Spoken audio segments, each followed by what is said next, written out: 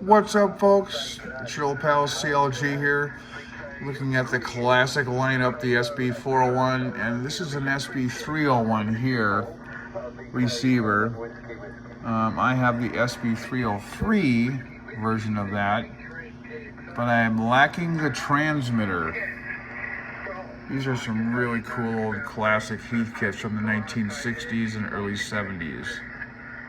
The SB-303 is a solid-state receiver.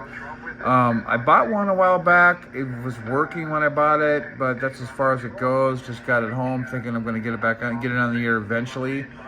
And I think the eventually part is going to have to be considered because it's really a cool radio, and I want to see if it works.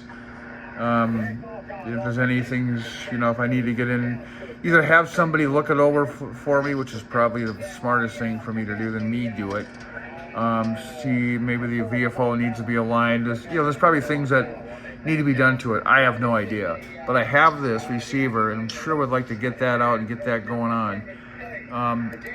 So the matching transmitter to the SB-401 is something I do not have yet, and I have a desire to find one of those someday in mint condition like this one is. This was made in 1966 to about 1975. I'm going to shut this dude off here. And that was that was an era for Heathkit when these came out. I think these were fine radios. They were just the coolest things ever. And I think these were basically kind of the low-end competitor to like the Collins S-Line, because they kind of look like an S-Line. I shouldn't say low budget, but I mean an S-Line was like that was the Cadillac of ham radio gear of this type back in the day. But yeah, I sure would like to get these two on the air someday for that classic Heathkit station.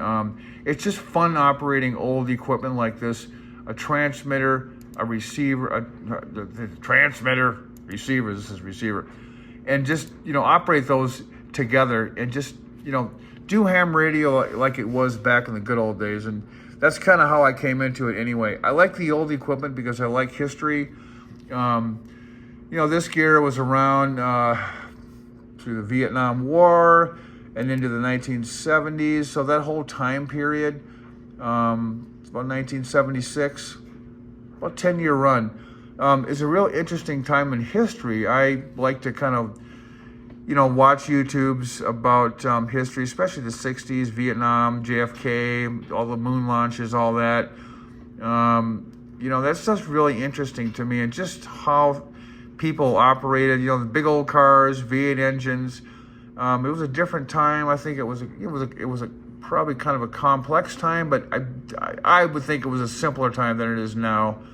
And I don't know, for some reason I just have an interest in these older rigs, and that's my spiel on that. So yeah, the Heathkit SB lineup, hopefully that's coming soon to a ham shack near me, my ham shack that is. Thanks for watching, folks. 73 from your old palsy Wowsy, KA0 Charlie Lima Golf.